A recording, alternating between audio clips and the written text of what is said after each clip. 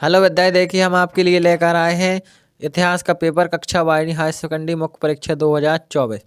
देखिए ये आपका पेपर है, आपका 23वां क्वेश्चन है, पूछा गया मानचित्र। तो यदि आपको पूरा पेपर चाहिए तो आपको पूरा वीडियो देखना होगा, तभी आपको पता चलेगा पेपर किस प्रकार का आता है और आपका क्या पेपर है। देखिए आपका इतिहास का पेपर है, आपके टोटल क्वेश्चन रहेंगे 23, 65 पेज रहेंगे आपके 8 और टाइम रहेगा 3 घंटे और मार्क्स रहेंगे आपके 80।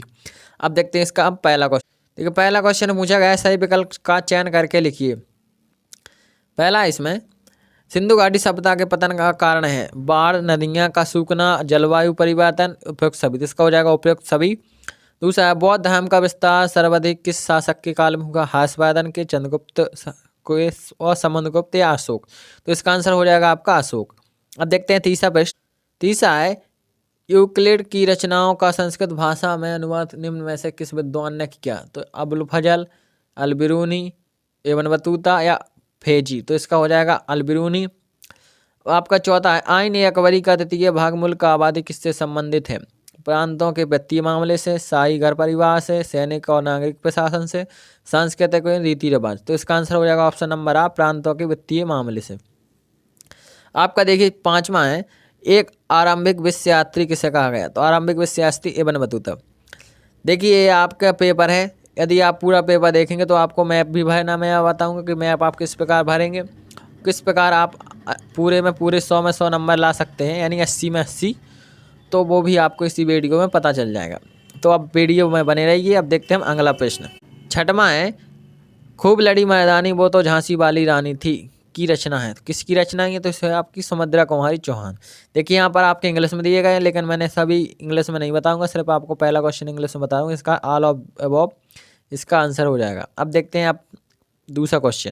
देखिए दूसरा क्वेश्चन है सिंधु घाटी सभ्यता का सबसे पहला खोजा गया स्थल। तो इसमें हो जाएगा आपका हड़प्पा। दूसरा है सिक्कों के अध्ययन को कहते हैं। तो इसमें हो जाएगा मुद्रा शास्त्र। तीसरा है जॉन मार्शल ने रांची के स्तूप को महत्वपूर्ण ग्रंथों में कब समाविष्ट किया? चौथा है जहांगीर ने खालिस्तान पर पाबंदी लगाई। और आपका पांचवा है पांची रोड मुख्य उद्देश्य पर नियंत्रण था। आपका छठवां भारतीय जनता खालिस्तान कानून को काला विधेयक कहती थी। तो इसमें हो जाएगा रॉलेट एक्ट। अब देखते हैं हम सभी। देखिए पहले का आंसर हो जाएगा हड़प्पा, दूसरे में मुद्रा शास्त्र, तीसरे में सुल्तान जहां, और चौथे में हो जाएगा तंबाकू अफीम, और पांचवें में हो जाएगा कंपनी प्रशासन, और छठवें में हो जाएगा आपका रॉलेट एक्ट। आपने आंसर आपने देख लिए होंगे। अब देखते हैं हम अगला प्रश्न। अब आपका देखिए तीसरा प्रश्न है सही जोड़ी बनाइए। देखिए आपका बटन आ गया है सामने, तो लाइक करें, सब्सक्राइब करें और नोटिफिकेशन जरूर ऑन कर लें, ताकि आपका मैं अगले पेपर लेकर आऊँ तो आपके पास नोटिफिकेशन पहुँच जाए। तो देखिए आपकी सही जोड़ियाँ 7 नंबर की हैं। पहले है मोहनजोदड़ो, तो इसमें हो जाएगा आपका हड़प्पा। और दूसरा है बहुपत्नी प्रथा, तो इसमें हो जाएगा आपका सातवाहन वंश। आपका तीसरा है फ्रांसवा बर्नियर, तो इसमें हो जाएगा आपका फ्रांसवा बर्नियर में चिकित्सा। और आपका चौथा है महारानी डिब्बा, तो इसमें हो जाएगा आपका विजयनगर। और पांचवा है कुंवर सिंह, तो कुंवर सिंह का संबंध हो जाएगा बिहार से। और आपका छठवां है जलियांवाला बाग, जलियांवाला बाग का हो जाएगा आपका अमृतसर से। और आपका आठवीं है प्रारूप समिति, तो प्रारूप समिति का संबंध हो जाएगा डॉक्टर BR अम्बेडकर से। तो अब देखते हैं हम आगे। आपने सभी समझ लिए होंगे, मैंने आपके लिए नंबर भी डाल रखे हैं, तो आप जरूर सब्सक्राइब करें आपका, ताकि अगला वीडियो आपको मिल सके और पेपर भी आपको मिल सके। अब देखते हैं हम इसके आगे का प्रश्न। देखिए ये है आपका चौथा प्रश्न है सत्य असत्य का चयन करके लिखिए। पहला भारतीय पुरातत्व का जनक दयाराम साहनी को कहा जाता है। तो ये आपका बिल्कुल गलत है। दूसरा देखिए मेगास्थनीज चंद्रगुप्त मौर्य के शासनकाल में भारत आया, तो ये आपका सत्य है। और आपका देखिए तीसरा जैन धर्म को 2 भागों में बांटा गया है। इसका आंसर आप कमेंट करें, जितने बच्चे पढ़ते हैं उनको जरूर पता चलेगा कि इसको 2 भागों में बांटा गया है या नहीं बांटा गया। अब आपका चौथा है मौर्य समाज के उज्जैन एक महत्वपूर्ण राजनीतिक केंद्र था, ये आपका सत्य है। और आपका पांचवा है जमीन की मुख्य 2 किस्में होती थी, ये भी आपका सत्य है। और आपका आखिरी है महात्मा बुद्ध को सारनाथ में ज्ञान प्राप्त हुआ, तो ये आपका असत्य है। अब देखते हैं आगे पर। अब देखिए आपका 5वां क्वेश्चन है एक वाक्य एक शब्द में उत्तर लिखिए। देखिए आपके 7 नंबर के हैं। पहला है देखिए इसमें हड़प्पा सभ्यता के एक प्रमुख पत्तन का नाम लिखिए। तो पत्तन कौन सा है? तो लोथल। और आपका देखिए दूसरा इंडिका नामक पुस्तक किसने लिखी? तो इसमें हो जाएगा मैगस्थनीज। और आपका देखिए तीसरा है धर्म ग्रंथों के अनुसार संस्कारों की संख्या मानी गई, तो इसमें हो जाएगा आपका 16। आपका चौथा है अल बिरूनी किन भाषाओं का जानकार था, तो संस्कृत, अरबी, जो भी फारसी, काफ़ी भाषाओं का वह जानकार था। अब आपका देखिए पाँचवा विजयनगर के दो प्रसिद्ध मंदिर, तो बिड़ला मंदिर और कृष्ण मंदिर, विट्ठल देव मंदिर और कृष्ण मंदिर। अब आपका देखिए छठवां है गांधी जी ने किस सम्मेलन में भाग लिया, तो इसमें द्वितीय गोलमेज सम्मेलन। और आपका चौथा है आखिरी है सातवां, हम सिर्फ नकल नहीं करने वाले हैं, हम सिर्फ नकल करने वाले नहीं, यह किसने कहा। तो अब देखते हैं हम इसका आंसर। पहला आप आंसर मिलाते चलिए, पहले में हो जाएगा लोथल, दूसरे में मेगस्थनी, तीसरे में 16 और चौथे में हो जाएगा अरबी भाषा। और आपका देखिए पांचवा है विट्ठल मंदिर और कृष्ण मंदिर, और आपका आखिरी है द्वितीय गोलमेज सम्मेलन। अब देखते हैं छठवें का आंसर, आप सभी को कमेंट करना, जितने बच्चे पढ़ते हैं वो जरूर कमेंट करेंगे। अब देखते हैं अब आपके जो क्वेश्चन है यहाँ से दो नंबर क्वेश्चन है। पहला है छठवां, मोहनजोदड़ो नगर की 2 विशेषताएं लिखिए, अथवा सिंधु सभ्यता के पतन के 2 उत्तराधिकारी कारण लिखिए। आपका 7वां प्रश्न है भारत आने से पहले मतलब तक कौन सी यात्रा कर चुका था, और आपका अथवा है मोहम्मद हाजिन भारत से घृणा क्यों करने लगा।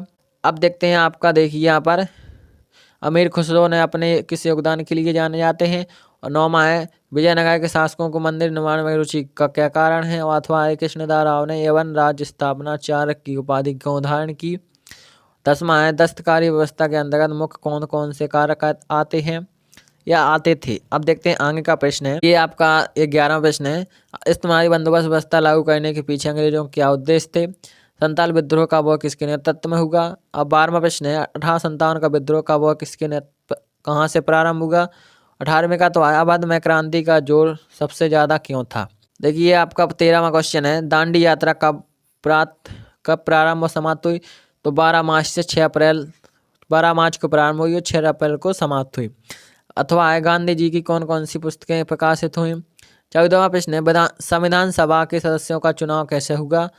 और आपका अथवा है संविधान में भारत के नागरिकों के लिए क्या प्रावधान किए।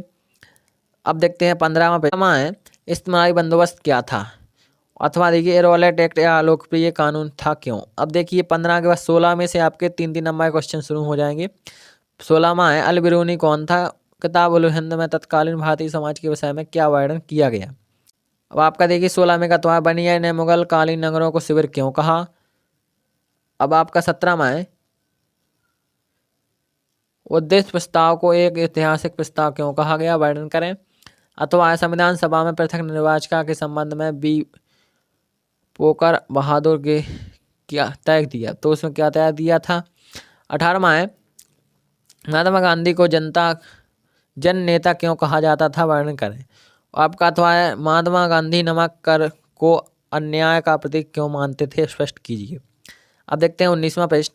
ठीक है 19वां प्रश्न है आपका हड़प्पा सभ्यता की 3 विशेषताएं का वर्णन कीजिए। अथवा मोहनजोदड़ो एक नियोजित नगर था, वर्णन कीजिए। 20वां मौर्य समाज के इतिहास की जानकारी देने वाले स्रोत का वर्णन कीजिए। आपका तो है प्राचीन काल में उपज बढ़ाने के तरीकों का क्या परिवर्तन आया। इसके बाद देखते हैं अगला प्रश्न उपज बढ़ाने के तरीकों में क्या परिवर्तन आया। वो आपका 21वां प्रश्न है भक्ति आंदोलन की विशेषताओं का वर्णन करें। अथवा भक्ति आंदोलन में अलवार और नैना संतों के क्या योगदान की व्याख्या कीजिए। 22वां प्रश्न है आपका महात्मा गांधी ने राष्ट्रीय आंदोलन के स्वरूप को किस तरह बदल दिया, वर्णन कीजिए। अब देखते हैं आपका 22वें का अथवा। ठीक है 22वें का अथवा असहयोग आंदोलन एक तरह का प्रतिरोध था, कैसे। 23वें में आपका देखिए पूछा गया निम्नलिखित को भारत के मानचित्र में धराइए। देखिए सांची आपका मध्य प्रदेश में, गिरनार और कलिंग आपका देखिए उड़ीसा में, सारनाथ आपका उत्तर प्रदेश में, और आपका देखिए अथवा है उज्जैन, ही आपका उज्जैन हो जाएगा, सोपरा आपका पाटलिपुत्र आपका पटना हो जाएगा, मेरठ आपका उत्तर प्रदेश में है। तो हम आपको मानचित्र एक अलग वीडियो बताएंगे, ये वीडियो ज़्यादा लंबा हो जाएगा, तो यहीं पर आप कहते हैं समाप्त। जय हिंद जय भारत।